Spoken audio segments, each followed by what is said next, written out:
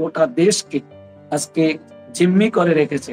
আজকে গোটা দেশের অবস্থা অত্যন্ত নাজুক। এই যে বাংলাদেশের পরিস্থিতি চলছে, প্রতিনিয়ত মানুষকে হত্যা করা হচ্ছে, আপনাদের বিরুদ্ধে গুমের অভিযোগ আছে, কিন্তু এই সরকার আর গুমের ধারে কাছে নেই। এই সরকার একদম প্রস্তর যুগের মতো রাস্তায় পাথর দিয়ে পিটিয়ে পিটিয়ে মানুষ হত্যা করছে। এবং আমি একটা ছবি দেখাতে চাচ্ছিলাম যেখানে প্রফেসর নাজমুল হাসান কলিমুল্লাহকে বন্দি করে রাখা হয়েছে। তিনি শেকলের বা কারাগারের ভেতরে রয়েছেন, আর জঙ্গিরা বাইরে ঘুরে বেড়াবে। এই বিষয়কে আওয়ামী লীগের কোনো দায় নেই? এই পরিস্থিতি সৃষ্টির জন্য আওয়ামী লীগ কতখানি দায়ী, এবং ভবিষ্যতেও মানুষ তো দেখে আওয়ামী লীগের দিকেই তাকিয়ে আছে। সুজিত রায় নন্দী, আচ্ছা আমি এত কড়া প্রশ্ন করতে চাইনি, প্রথমে একটু জানতে চাই আপনারা কেমন আছেন, এইটুকু বলুন। সরি, ধন্যবাদ। আমরা ভালো নেই, জাতি ভালো নেই, দেশ ভালো নেই। আপনি নিজেই এতক্ষণ, আমি আপনার কথাগুলো শুনেছি অত্যন্ত মনোযোগ সহকারে। আপনি নিজেই বিস্তারিত উপস্থাপন করেছেন, তার মধ্য দিয়ে বাংলাদেশের বর্তমান চিত্র ফুটে উঠেছে। এটা হলো বাস্তবতা। আজকে প্রফেসর নাজমুল হাসান কলিমুল্লাহকে গ্রেপ্তার করা হয়েছে তার কণ্ঠকে স্তব্ধ করার জন্য। আমরা এর তীব্র নিন্দা এবং প্রতিবাদ জানাচ্ছি। শুধু নাজমুল হাসান কলিমুল্লাহ নয়, মুক্তিযুদ্ধের সপক্ষে যারা কথা বলছে, ন্যায়ের পক্ষে যারা কথা বলছে, সত্যের পক্ষে যারা কথা বলছে, তাদের কণ্ঠ স্তব্ধ করে দেওয়া হচ্ছে এবং তাদের বিরুদ্ধে হয়রানিমূলক মামলা দেওয়া হচ্ছে, গ্রেপ্তার করা হচ্ছে।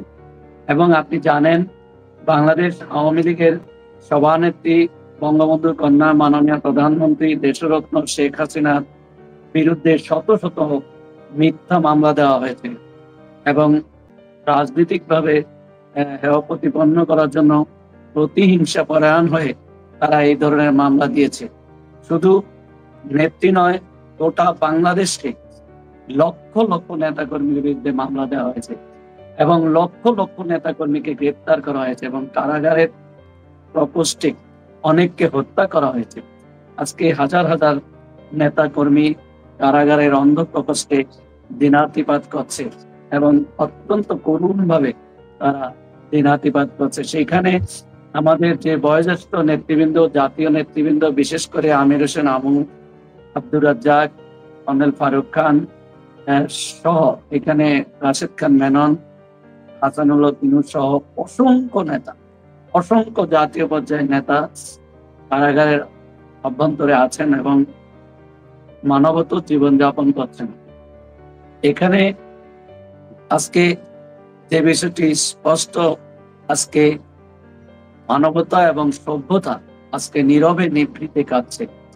আপনি আপনার প্রারম্ভিক বক্তৃতায় বলেছেন যে গতকাল যে সাংবাদিককে এবং আজকে যে নিষ্ঠুর ভাবে এবং নির্মম ভাবে হত্যা করা হয়েছে, এটা নতুন নয়। 5ই আগস্ট থেকেই শুরু হয়েছে এই ধরনের নির্মম এবং সুজিত রায় নন্দী, আমরা জানি 5ই আগস্ট থেকে কি কি হয়েছে, আমরা বহুবার আলোচনা করেছি। আমি আপনার কাছে প্রশ্ন করেছি, জি, মানে এর থেকে পরিত্রাণের উপায় কি? আওয়ামী লীগ একটি রাজনৈতিক দল হিসেবে এই দায় তো তারই, এবং এর দায়ও তার। অবশ্যই আপনি জানেন, বাংলাদেশ আওয়ামী লীগ একটি ঐতিহ্যবাহী রাজনৈতিক দল। বাংলাদেশ আওয়ামী লীগের নেতা কর্মীরা আজকে ঘুরে দাঁড়ানোর জন্য চেষ্টা করাচ্ছেন, চেষ্টা অব্যাহত আছে। আমাদের প্রিয় নেত্রী বঙ্গবন্ধুর কন্যা সেই 5ই আগস্টের পর থেকে তিনি ভার্চুয়াল সভা করছেন এবং এই পর্যন্ত প্রায় 72টি সাংগঠনিক জেলার সাথে তিনি ভার্চুয়াল সভা করতেন তৃণমূলের নেতা কর্মীদের সাথে। সেই সভাগুলো করার পর থেকে তৃণমূল অত্যন্ত চাঙ্গা। এখন আওয়ামী লীগের প্রাণ শক্তি হচ্ছে তৃণমূল। আজকে ইতিপূর্বেও তৃণমূল এইভাবে জেগে উঠেছিল। 1975 সালে 15ই আগস্টে বঙ্গবন্ধুকে হত্যা করার পর সেই দিন কিন্তু কেন্দ্রের অনেক নেতা বঙ্গবন্ধু রক্তের সাথে বিশ্বাসঘাতকতা করেছিল, বেইমানি করেছিল, কিন্তু তৃণমূল করে নাই। সেদিন তৃণমূলই রাজপথে স্লোগান দিয়েছিল, মাগো তোমায় কথা দিলাম, মুজিব হত্যার বদলা নেব, এক মুজিব লোকান্তরে লক্ষ মুজিব ঘরে ঘরে, এইভাবে রাজপথ প্রকম্পিত করেছিল। এবং 2008 সালেও এই নেত্রীকে 7 সালে 16 জুলাই নেত্রীকে গ্রেপ্তার করার পরে এই তৃণমূলই গর্জে উঠেছিল। সারা বাংলাদেশে তৃণমূল শেখ হাসিনার মুক্তির দাবিতে, জননেত্রী শেখ হাসিনার মুক্তির দাবিতে রাজপথ প্রকম্পিত করেছিল এবং সেই এবং নেত্রীকে এই তৃণমূলের নেতা কর্মীরাই সেই কারাগারের অন্ধ প্রকোষ্ঠ থেকে মুক্ত করেছিল, আন্দোলন করে, সংগ্রাম করে। আজকেও তৃণমূল জেগে উঠেছে। তৃণমূল অত্যন্ত সৎ। আপনি জানেন, আওয়ামী লীগ কখনোই আন্দোলন সংগ্রামে পরাজিত হয় নাই। আওয়ামী লীগ সবসময় পরাজিত হয়েছে ষড়যন্ত্রের কাছে, চক্রান্তের কাছে। আমরা আজকে গোটা জাতি, গোটা দেশ আজকে সত্য ন্যায়ের পক্ষে। আজকে বর্তমান এই অগণতান্ত্রিক সরকার, অবৈধ সরকার যেভাবে অত্যাচার, নির্যাতন এবং আজকে যেভাবে গোটা দেশকে আজকে জিম্মি করে রেখেছে, আজকে গোটা দেশের অবস্থা অত্যন্ত নাজুক। আজকে জঙ্গিবাদ, সন্ত্রাস, সাম্প্রদায়িক শক্তির হাতে এই দেশ জিম্মি হয়ে গেছে। আপনি জানেন, আজকে জঙ্গিবাদ মাথা তারা দিয়ে উঠেছে। এই গত কয়েক সপ্তাহ আগে পাকিস্তানের সেই ভয়ঙ্কর জঙ্গি সংগঠন লস্কর-ই-তৈয়বার একজন কর্ণধার, তিনি তার বক্তৃতার মধ্যে দিয়ে বলেছিলেন যে 24-এর গণ অভ্যুত্থানের মধ্য দিয়ে তারা 71-এর পরাজয়ের প্রতিশোধ নিয়েছে। আমরা আজকে বাঙালি জাতি, এটা গোটা দেশ আজকে স্তব্ধ। বর্তমান এই সরকার একটি কথা এই বিষয়ে বলে নাই। তবে আজকে এই প্রজন্ম তারাও বলেছে যে 71 হয়নি শেষ, রুখে দাঁড়াও বাংলাদেশ। আজকে প্রজন্ম রুখে দাঁড়িয়েছে। আপনি দেখেছেন গত 5ই আগস্ট ঐতিহ্যবাহী ঢাকা বিশ্ববিদ্যালয়ে সেই স্বাধীনতা বিরোধীদের যে ছবি টাঙানো হয়েছিল টিএসসি চত্বরে, সেখানে সে প্রতিবাদ করেছিল মুক্তিযুদ্ধের সপক্ষের সেই তরুণ প্রজন্ম। তারা জেগে উঠেছিল প্রতিবাদ, তারা জেগে উঠেছিল এই অন্যায়ের বিরুদ্ধে, অপবাদের বিরুদ্ধে। এবং সেখানে বলুন। আমি একটু আপনাদের কাছে বুঝতে পেরেছি আপনাদের নিজস্ব মূল্যায়নটি কি? আজকে যেই প্রজন্মের কথা আপনি বলছেন, যে যারা এই 71-এর পরাজিত শক্তির বিরুদ্ধে যেই প্রজন্ম জেগে উঠেছে, আপনি বলছেন সেই প্রজন্মকে নেতৃত্ব দিচ্ছে কে? যেই মেঘমল্লার এই প্রতিবাদটি অংশগ্রহণ করেছে, এই স্লোগানগুলো দিয়েছে, সেই মেঘমল্লার আওয়ামী লীগের নির্যাতনের শিকার হয়েছে, ছাত্রলীগের নির্যাতনের শিকার হয়েছে। এই বিষয়গুলিকে আপনারা মূল্যায়ন করছেন? এটা দেখুন, আসলে আজকে একটা আমি বলবো যে চলার পথে মানুষের ভুল থাকতে পারে, ব্যর্থতা থাকতে পারে। সেই আমাদেরও ভুল আছে, ব্যর্থতা আছে, সেটা থেকে আমাদেরকে শিক্ষা গ্রহণ করতে হবে। এবং আমরা সবসময় বাংলাদেশ আওয়ামী লীগ উদার গণতান্ত্রিক একটি রাজনৈতিক দল, এবং আওয়ামী লীগ সবসময় মুক্ত চিন্তায় বিশ্বাস করে এবং মুক্তিযুদ্ধের চেতনাকে ধারণ করে এবং লালন করে। হাতের আঙ্গুল কিন্তু 5টি সমান হয় না। সেখানে কিন্তু যেমন এই আজকে এই উর্বর মাটিতে যেমন ফসল বাম্পার ফলন হয়, তেমনি আগাছাও জন্ম। সেই আগাছা আমাদের যে বলবো, যারা এই ধরনের অপকর্মের সাথে জড়িত ছিল তারা অনেকেই অনুপ্রবেশকারী এবং আগাছা। সেই আগামী দিনে সেই আমাদের এই প্রত্যয় এবং আমাদের যে আগামী দিনের যে রাজনীতি, আগামী দিনের যে বাংলাদেশ হবে, সেই এই আগাছা এবং অনুপ্রবেশকারীদের বিরুদ্ধে আমাদের সবার কণ্ঠ অত্যন্ত সত্যার, এবং এদেরকে সমূলে মূলোৎপাটন করতে হবে।